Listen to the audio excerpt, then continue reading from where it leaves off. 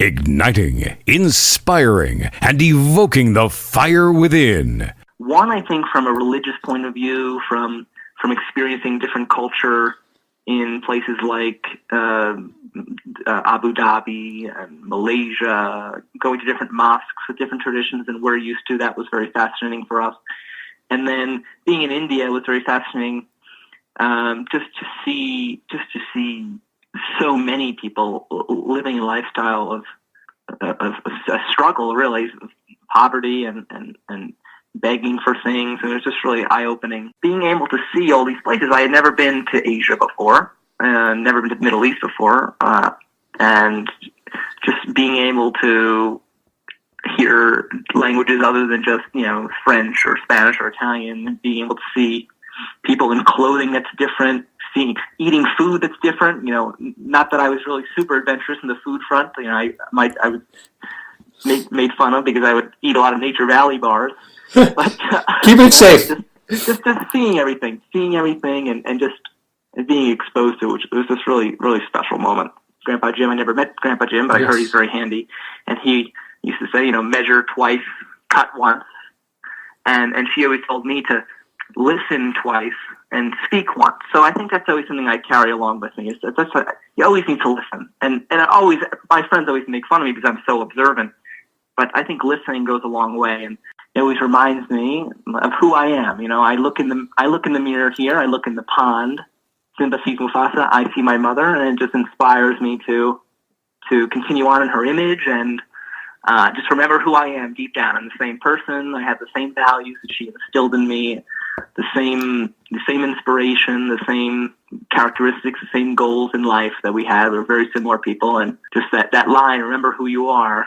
Even though Mufasa had passed away, my mother's passed away, still there in the spirit, still motivating me to continue. You're listening to the What's Your Inspiration podcast with Fox Beyer. On this episode of the What's Your Inspiration podcast, we have Adriana Girdler. Adriana, who I recently met at TEDx Hickory, is a speaker and author of 8 books. Also a noted business efficiency and productivity expert. Known for her passion, charisma, humor, and vision, Adriana is the president and CEO of Cornerstone Dynamics, a prominent business efficiency consulting firm, helping both individuals and businesses do what they do, only better. This should be fun. Here we go. Hello and welcome to episode 25 of the What's Your Inspiration podcast. As said before, we have Adriana Girdler on today. Adriana and I met at TEDx Hickory earlier in November. Adriana, how are you today? Fox, I'm doing really well. It truly is a pleasure to be on your podcast, and I'm quite honored, so thank you. It is my distinct pleasure. When we met a few weeks back, I thought you would be great because of your enthusiasm and because you're efficient and effective. Well, that is what I do for a living, yes. I definitely need some help in that area, and I know our listeners do too. So let's get right into it. In your latest book, the Visual Vision Statement Workbook, you explain the importance of creating a personal vision statement. Explain why creating one is powerful and important for someone. It's something that I learned over the years from business, and I've kind of taken it on a personal note. So in business, it's all about strategy and your goals and your objectives because you need to know where you're going. You need to drive the ship, so to speak. And I found early on in my own life how I felt I was spinning my wheels, and I kind of took what business did and I tweaked it to a more personal note, and I found it to be extremely successful. And I'm a big believer of not reinventing the wheel. So if something is working really well, why not try to make that work for yourself? And that's exactly what I did. But, over the years, what I was finding is, I really had to go in depth. And that's what I love about the workbook that I created is it allows for individuals to actually do the deeper work that's needed to understand what is it that they really want in life, what are their passions. Because if you can connect to that, you can live a life with purpose. And that's ultimately what every single one of us truly really want in this world is what is my purpose and am I living it? Because I don't like regrets. Me neither. Me neither. But I'll tell you, Adriana, I have plenty of regrets. And as a school teacher, a lot of them stem from spending 5 or 6 hours on a Sunday planning for class when I very well could have spent 2 hours. Yeah. Okay, well, that's the effective and efficient part. But that's all. But that's all good. I mean, as long as you can learn from them. But and those regrets are a little bit different than the regret in life that perhaps you didn't follow something that was truly in your heart. And those are the ones where I think we don't have to live through. We can actually go through our fears. And then by doing that, we can actually live a life that has meaning and purpose to us. And everyone has that ability to do it. It's not just for a select few. Every single one of us is put on this earth to live our purpose and our passion. And the big thing with that is you have to do the work behind it to get there. And it's not superficial or surface level stuff.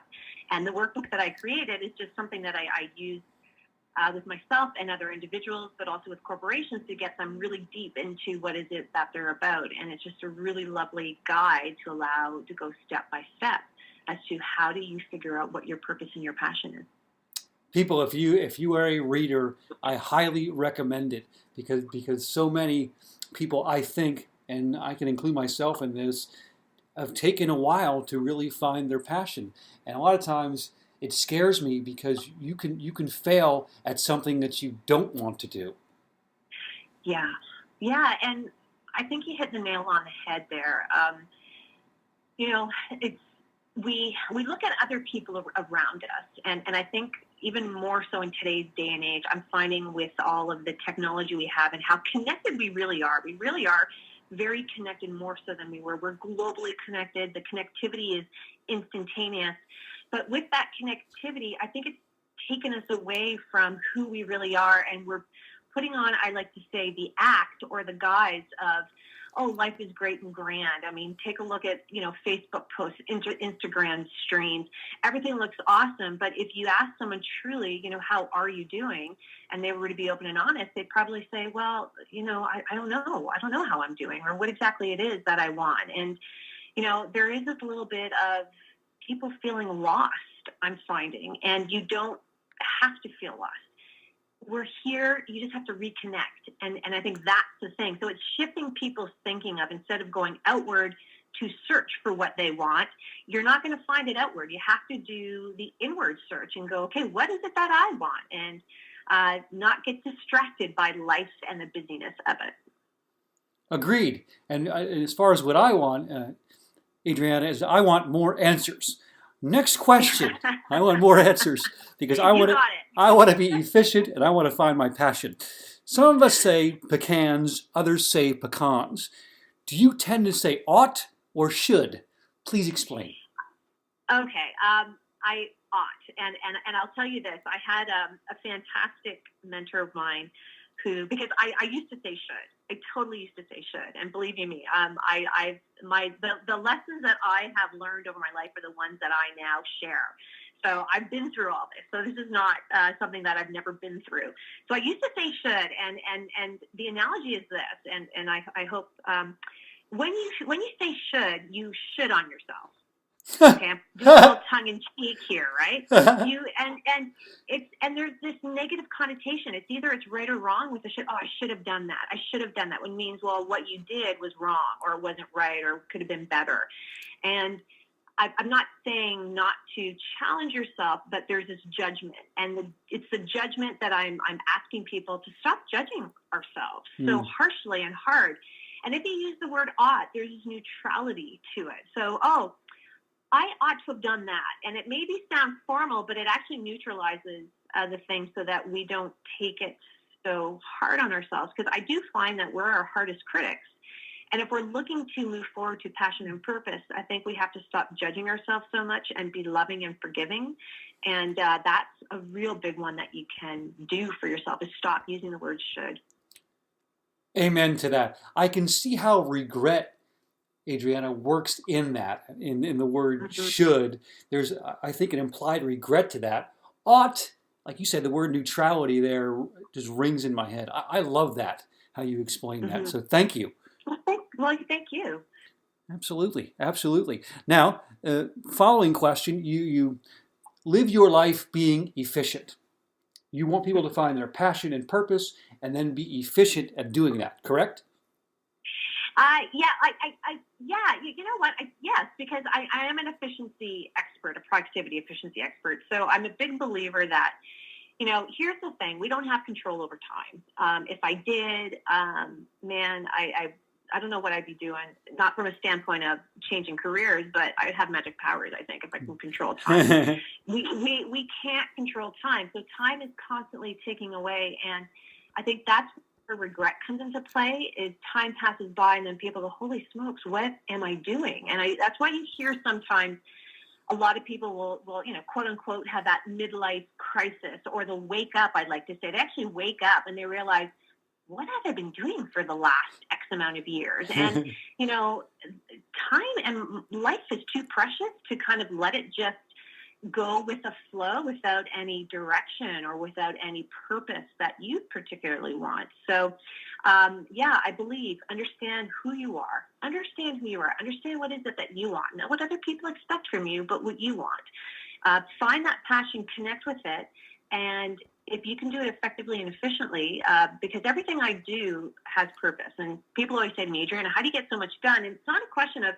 how do I get so much done. I'm just very clear with what's important to me, what my passion and purpose is. And so every step I take is in line with that, which, by the way, I love doing. And so when I do quote unquote work, it's not work to me. I love it. That passion kind of comes out because, knowing you for a short period of time, you're an extremely busy person, but you're able to do so much because you just love every second of what you do.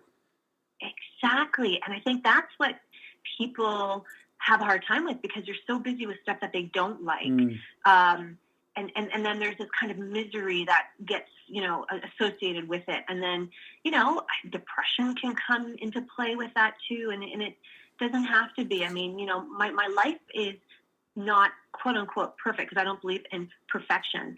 I have my ups and downs, but I'll tell you what, because I know I'm in my purpose and in my flow and following my passion, my downs, even though they can be challenging, are just little bumps in the road, and they give me the strength I need and the lessons I need to learn in order to be even better.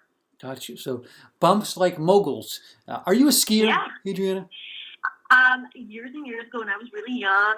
Okay. Not anymore.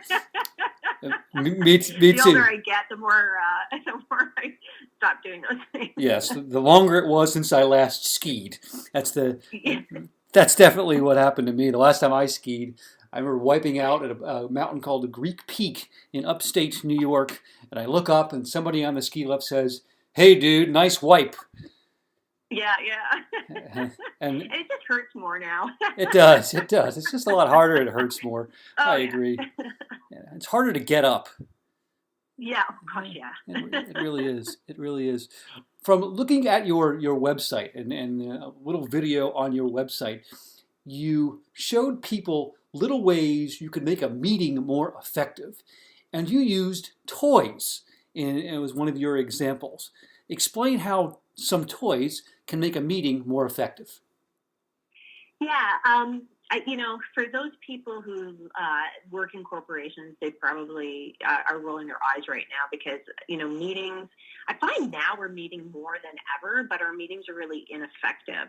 And so it's because, there's lack of agendas, purpose, there's a whole bunch of aspects to it. So one of the techniques I use, because a lot of my clients will bring me in for very special meetings, like, okay, Adriana, we have this major strategy. We need someone, an outsider, to come in and guide us. So one of the techniques I use are toys, because a lot of the work we do is creativity work. And, if you're going to, and there's like 3 types of learners: there's visual, audio, and kinesthetics. And it's the ability to actually touch and feel something and have, be able to use Play-Doh. I use Play-Doh a lot. I use Rubik's Cubes. I use squishy balls. In fact, I even do real soft balls that we used to throw at each other if we do idea killers. Yes. which is really cool, because then it breaks down hierarchies, it breaks down silos, and it really gets people focused. And I don't know, there's something about toys which I think breaks down some barriers for people. It's like, there's toys on the table. Oh, okay. Already their mindset has changed. So it's a pretty cool technique to bring in, but you have to set it up. You just can't bring in toys. You kind of have to set it up. And I usually say the beginning of the meeting is really critical, where you set your rules, your expectations, why the toys are there, etc. Right. I think it humanizes people, Adriana. I think when you put a Play-Doh, you mentioned Play-Doh. You put Play-Doh in front of me, I could go from really uptight and serious, and that might help me relax. And when I relax, I'm confident. And when I'm confident, I'm better. It makes sense to me. Yeah, completely. And this is why, like, you hear, companies like Google's up Playrooms, or, LinkedIn and Microsoft and those large software companies that are constantly looking to create the next new software. And it's such a quick industry too. So they're constantly have to redevelop things. So that's why you hear that stuff. But for a lot of the other types of businesses out there, even more traditional type businesses, it's really something to consider that they do, is to really, set aside a playroom, quote unquote, where you have those fun things in there that people can go in, borrow, or just hang out to create. That is how you get innovation, and that's what all companies want. Yes. Well, this whole interview has been innovative to me, and I think to a lot of people. So toys, break them out. It's Christmas season, people. Toys for your meetings. Got it. Throw them in your stocking. They will work. Yeah, it's quite funny, because I do buy toys for my nieces and nephews. But when I'm in the toy store, I actually go shopping for workshops and for adults all the time. We're getting Play-Doh and Rubik's Cubes for 45-year-old men and women. Yes, exactly. That's awesome. That's awesome. Always have the point of view of a child, and Adriana, you certainly have that. Well, you know what? I think children are magical, and they are so connected to their purpose. They don't have all of the judgment and all of the, as I like to call, the white noise of life. So there's a lot to actually learn from children. And if we take a peek at them and really open our eyes and actually spend the time, not just gloss over, but spend the time, you could learn so much from them, and bring it back. Because it's not as if you're bringing it into the world. It's already existing. It's there. You probably did it once yourself, but bringing it back and tweaking it to allow you to work in today's context of being an adult. Man, so well put. I'd like to carry on, but it is time for our game of what, which, and where. As I explained to you earlier, I'll say a famous quote, line, and you tell us from where it came. So, Adriana, are you ready? Okay, okay. The pressure is on. I will do my best. Well, as a suggestion, as I ask you these questions, from your suggestions, I would get your favorite toy right now. Okay. To get you to relax. Well, I love it. In fact, what's quite funny is I do actually have. I'm literally going over to a little stuffed toy bear that used to be my son's, and I'm bringing it out here. That's going to be my little good luck charm. All right, a stuffed toy bear. Does it have a name? I'm sorry? Does it have a name? Does it have a name? Mm-hmm. No, just bear. Like when my kids were young, they were very simple. They called their puppy stuffed animal puppy, their bear stuffed animal bear. I mean, it's their bear. It's the only bear that they know. So I can understand that. All right. With your son's stuffed bear from childhood, here is the first quote from What, Which, and Where. Okay. Only you can take inner freedom away from yourself or give it to yourself. Nobody else can. That would be Maya Angelou. That's a great guess. Yeah, it's not Maya. It's not Maya Angelou, but it's from a book that you have a great affinity for. Oh, are we talking about Michael Singer? We certainly are. Oh my goodness, The Untethered Soul. Yes, and yes, and yes. Sorry, that's an amazing book. Highly recommend reading it. It really is. Yes. Inner freedom, you can only give it to yourself or take it away. No one else can. You are Yeah. one for one. I don't know. I would say I'm maybe 0 for 1. I'm terrible at these games, but I'm okay with it. Let's go to the next one there, Fox. Okay, we'll bounce to number 2. Okay. Here's the next quote. As I stroll, I sing, I hum, a bevy of ideas to choose from. Oh my goodness. Every ideas that I choose from. I'm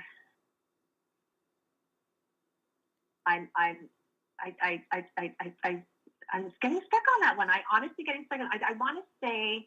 Can you say that again one more time for me? Absolutely. As I stroll, I sing, I hum, a bevy of ideas to choose from. I want to say that comes from my mindfulness pocketbook. Is that true? Your mindfulness pocketbook. Not mine personally. The one that I do like a lot, Gil Hayson. Gil Hayson, mindfulness pocketbook. Is that your final answer? I am terrible at these games, but yes, that's my answer. I'm putting undue pressure on you, Adriana. Oh my gosh! Totally undue. I just love this. That is actually from my book of poetry called Letter Kindling. Oh, okay. Yeah. You know what? You're an awesome poet, by the way. And if your listeners don't know what the poetry that you did at TEDx, I was very moved by it, by the way. Why, thank you. This particular line is from a poem called "A Walk Outside to Get Inside Myself." So, and I guess to give you a little bit of background, I stole the title from the lead singer of the Foo Fighters, Dave Grohl. But that's the poem is not his words, but the title was that's cool. are his words. So, hey, inspiration, right? Yes, and we are on the What's Your Inspiration podcast, so it seems to work. I love it. Seems to work. But to break off from this, Adriana, you mentioned that among music, books, and movies, nature gives you the biggest inspiration. Explain. Yeah, it's I'm a big hiker, and what I recognize and realize when I'm with nature, it's the ability to actually reconnect with this earth, because we're all a part of it, right? Yes. When we die, our body decomposes back into this earth, and there's this cycle of life to it. So my inspiration is getting reconnected to to our universe, our core being. And I just find when I do that, it just puts perspective back in for me that really, I'm just a grain of sand in this large sandbox of this world, or I'm just a drop in the ocean. So it humbles me, and I think that's really important. I have confidence, and I'm a big believer in that, but not at the expense of other people and not at the expense of this earth. And it just allows me to see how big it is and how powerful it is, and to be humble with it and respectful. No question about it. And you can tell from the poem that I wrote, that's where I get my inspirations, because it's the minute you walk outside, you are this speck on earth, and it's just something that captures my attention. I tend to forget things that are bothering me. Yeah, and it just allows it. And what I love about it is that there is no problem big enough to ever, you just go back into nature and you go, okay, you know what, man, look how great all of this is, and how even the amazingness of how it's all been created. And whether you take it from a spiritual standpoint or a non-spiritual standpoint, it doesn't matter. There's still true awe or awesomeness. If you're going to use the word, that's really where it should be used, is when you take a look at nature and how this world is and the creation of it and how it supports life. It's quite, it's awe-inspiring. It really is. It really is. Yeah. And it will always be that way. Always. Yeah. And it's our job to take care of it. So yes, it's our job to take care of it. We are the stewards. We are the sewers. There's probably no question about that, especially when it comes to my diet over the years. I might be a sewer of sorts. So, anywho, we will go on to line or say question number 3 of what, which, and where. Adriana, this is a fill-in. Here we go. Always be yourself unless you can be blank. Always be yourself unless you can be blank. So blank meaning insert. Finish that sentence. I totally. Fox, I am so terrible at these games. No, you're not. I give up. Well, who is it? What is it? What? Let's not throw in the towel. This is a movie that you watched on your way back from the mindfulness retreat in October from Ireland. Yeah, it was okay. It's from Wonder Woman, but you know what, Fox? I'm so terrible at remembering those details. Now, if my husband Mike was here, he'd be able to, give you every information. That's just not my strong suit. That was a good movie. That was that. Actually, I've never watched it, but now if we want to go into the retreats you went to in Ireland, how did that retreat impact you?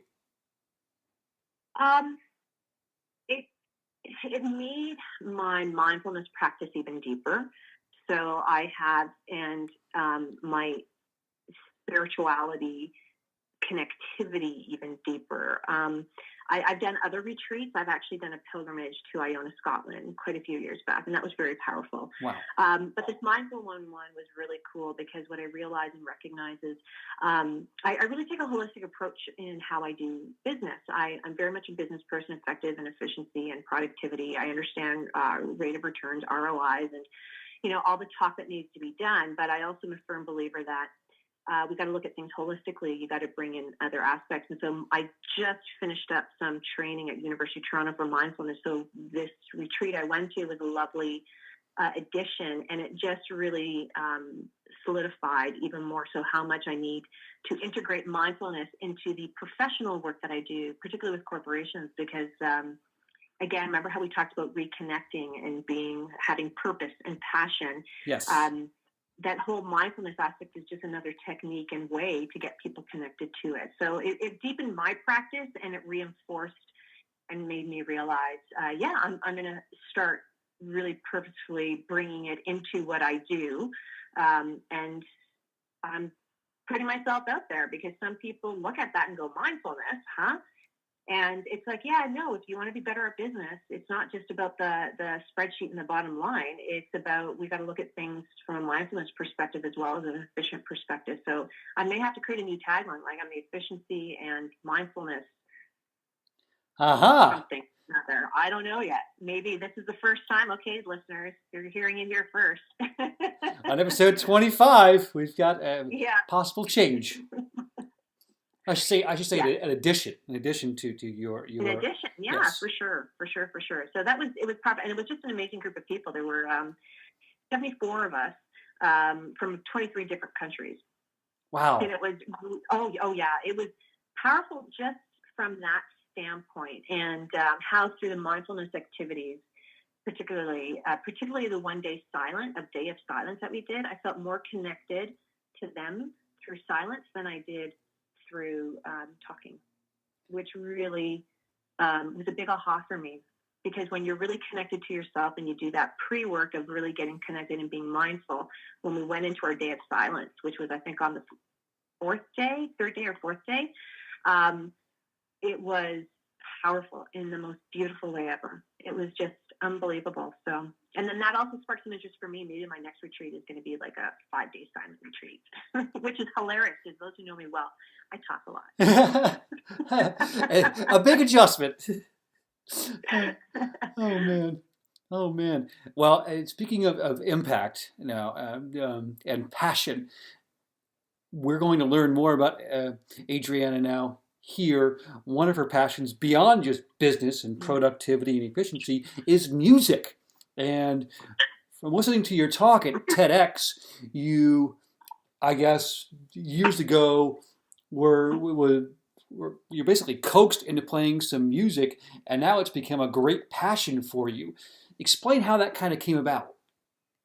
Yeah, I when I was again, we can learn a lot from our youth, and I loved music when I was younger, and I used to play piano. But as I grew older, that whole busyness of life kind of got in the way, and I quit. And I didn't touch music, and I didn't realize how important music was to me until one day my godmother, who passed away, I was driving back from her funeral, and I was listening to some Joni Mitchell, and I realized, wow, I haven't played in a long time. Why aren't I playing as an adult? Why aren't I picking up the piano? I thought it was going to be the piano. Why aren't I picking up the piano again and just playing and loving it? But and so I made that decision right there and then upon reflection. I truly have a philosophy that, when our loved ones pass away, the greatest gift they give to us is a time to reflect. And that's what my godmother did. She allowed me to reflect because I realized how short life is. And as again, the business of life can get in the way. And I said, okay, I'm going to redo music because I love it. I love listening to it. But why wasn't I playing it? And so when I made that decision, piano was a lot more expensive than a guitar. Got so you. Yes. I said, I think I'll pick up guitar. And of course, I was like, I know how to read music. I took lessons, blah, blah, blah. I'll be really easy for guitar. Well, I think it's like 10, 12 years later, I'm still learning. And so that's how that came about, with getting myself reintroduced to music and then realizing how much it feeds my soul. It is so important to me, and I absolutely love it. Well, feed our souls with a song. I mean, Adriana is going to play. I am. Go for it. Okay, so I am going to play because I am a Canadian and I love Leonard Cohen. I'm going to play you a Leonard Cohen song, Hallelujah. Okay. Absolutely.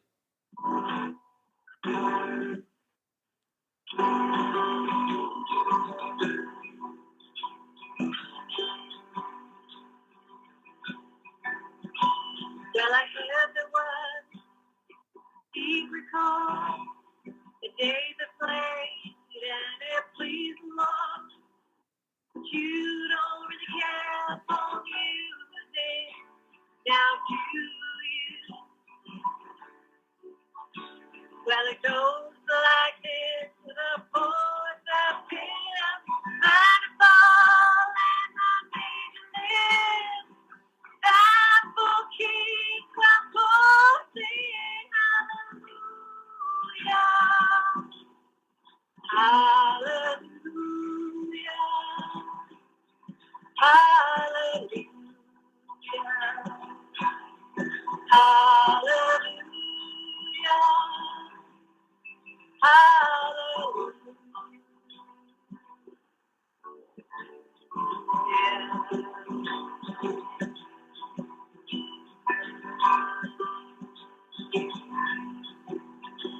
Well, your faith was strong, but you needed proof. Saw her bathing on the roof, the beauty and the moonlight overthrew you. She tied you to a kitchen chair, broke your throne, and she cut your hair. From your lips she drew hallelujah,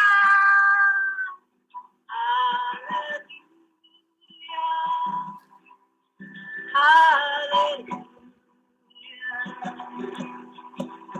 hallelujah, hallelujah.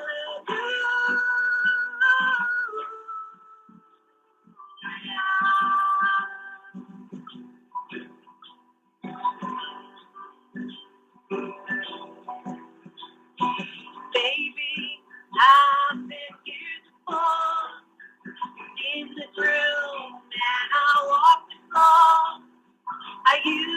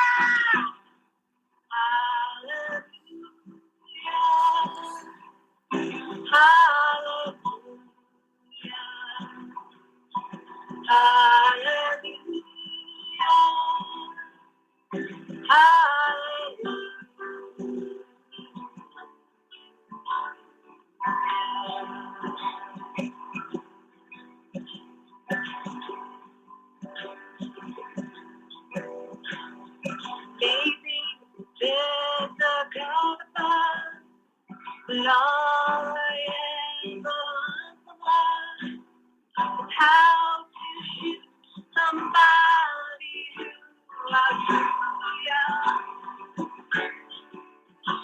and it's not a cry that you hear at night. It's not somebody that sees the light. It's the soul that's broken.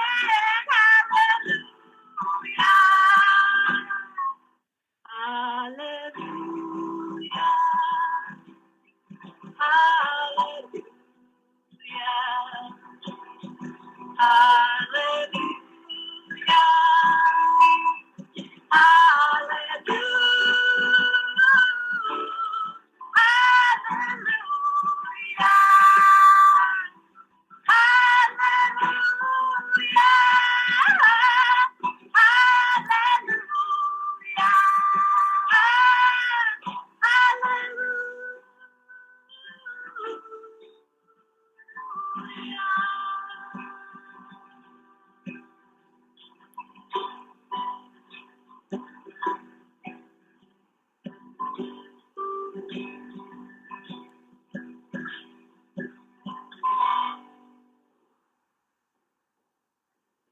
There you go. Wow. Episode 25 of the What's Your Inspiration podcast with Adriana Girdler, a person of many talents. Adriana, I love that song. You did that song in your country very, very proud. Thank you so much, Fox. I so appreciate you inviting me to your podcast. And before we take off, we have a final question. We know that not all heroes wear a cape, but you mentioned to me before that His Holiness, the Dalai Lama, and Maya Angelou were two of your greatest inspirations. If you had the opportunity to take a 3-hour car ride with one of them, who would you choose and why? Oh man, that is really hard. Can I do them both? Okay, if I had to choose, so you're asking me to choose. If I had, you know what? I'd probably choose Maya Angelou. Not because His Holiness the Dalai Lama is not amazing and would be amazing to speak to, but there's something I really feel as a female, speaking to another female who I just have so much regard for, and unfortunately is not with us on this earth anymore. I would love the opportunity to just chat with her for 3 more hours. It would be amazing. I concur, and I would sign up for that as well. Maya Angelou, person of great wisdom among many things. Adriana, to end here, 2 things. How can people get in touch with you? Plug your website, plug your books, and who would you like to hear on an upcoming podcast? Ooh. Well, people can get in touch. There's 2 ways that you can get in touch with me. My main site is cornerstonedynamics.com. And but I also have this now new site called myvisualvisioning.com because I'm so passionate about visioning, and I really want people to know they don't have to struggle and that they can live a life of passion and purpose. Everyone can do it. So that's a new site that we've been working on for about the last 6-7 months, and it's now live. So that's myvisualvision.com, and the workbooks are on there, etc. But also Cornerstone Dynamics, and I got email addresses on there. I always welcome conversation. Social media as well, Twitter, Facebook, all that stuff. At Adriana Girdler, people can always get a hold of me that way. For sure. And thank you so much. It was very thoughtful of you to allow me to do my plug. Absolutely. And who would you like to hear on an upcoming podcast? Wow, that's a really good question. I'm open to everybody and anyone. I mean, even some of the other TEDx people were really cool individuals. Yes. Would be cool. Colin, the youngest speaker, he's focused, and I just found that to be intriguing. In fact, my son, who came with me, really liked him as well. So he may be someone of interest for people to know, this young person who actually is quite focused in life. I agree. I've actually been in touch, and he will be on here hopefully before the end of the month. That would be awesome. Let me know. I want to hear that. Absolutely. So it results that your wish is my command. Fox, you're an amazing, inspiring individual, and your talk was brilliant. So for your listeners, man, when your video comes out, it's a must watch. So. Thank you. I had a blast doing it, and really the most fun was meeting everybody, and of course, including you.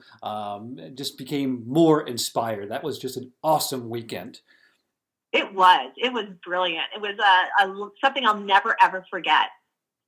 Agreed. And I'm sure that many will not forget this interview. Adriana, you have been great. Thank you so much. Thank you, Fox. You're welcome. That will wrap up episode 25 of the What's Your Inspiration podcast. Adriana and I will talk at you all later. Take good care. You have been listening to the What's Your Inspiration podcast with Fox Beyer. Because impact on each other is the greatest currency you could ever have.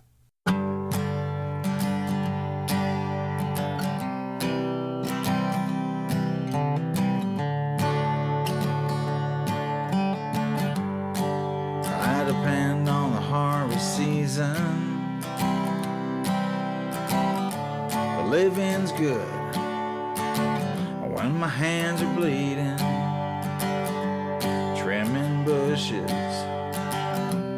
pruning trees, on the tractor, transporting feed. Here I am, a farmer's son, 2 strong hands and a green thumb.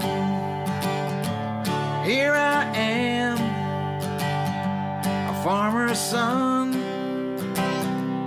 2 strong hands and a green thumb.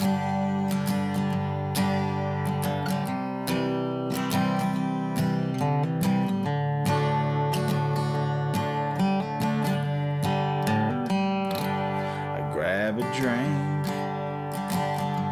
and out to the stew where my chickens scurry, invaded coop on the ATV to the log splitter, bag bomb, ready for dinner. Here I am, a farmer's son, 2 strong hands and a green thumb. Here I am, a farmer's son, 2 strong hands and a green thumb. From sunrise to sunset, to Mother Earth, I'm in debt.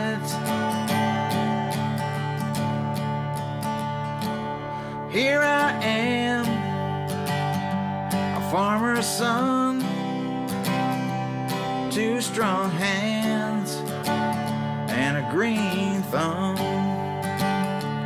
Here I am, a farmer's son, 2 strong hands and a green thumb.